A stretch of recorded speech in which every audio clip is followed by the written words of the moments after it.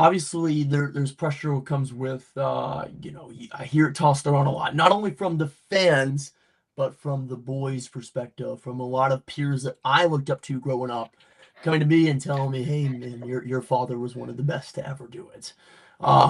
So when you hear that from your heroes, you think differently. You have a different perspective and a different outlook. And not only that, along with many guys I got to train with, I trained with Flair leading into his last match. And the whole 4 days I spent with him leading into his last match, he kept on telling me just examples of what your dad would do and how he put stuff over and how he put stuff in perspective. So another one of my heroes, when it comes to who I admire inside the professional wrestling ring. So hearing that, obviously, I know that I have some big shoes to fill. Secondly, it comes with just the how are you going to be looked at perception. Am I always going to be looked at as Ricky's boy, or am I going to looked at as Kerry Morton? I'm proud of my last name. I'll never deny my last Couldn't name. have said that any better. I'm gonna go Yes. back to that. Go ahead.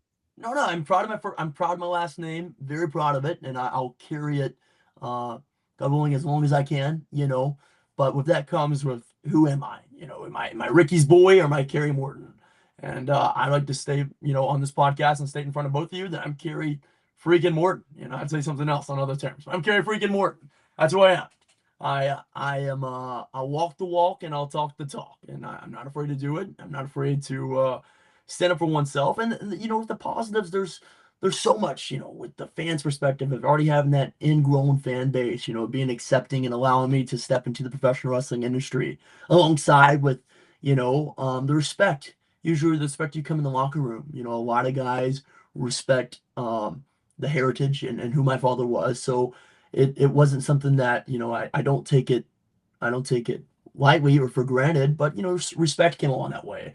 And I treat people the way they treat me, Brian. And so that's been a great thing too. And then there's so many other things. People form opinions and people will judge you based off maybe something that your dad chose to do or your family did or anything of that nature. So there's so many different outlooks and perspectives I can put into it. But mostly at the end of the day, I am I am proud to be a third generation professional wrestler. I am proud to carry on the family business, but maybe not in the way that many would imagine.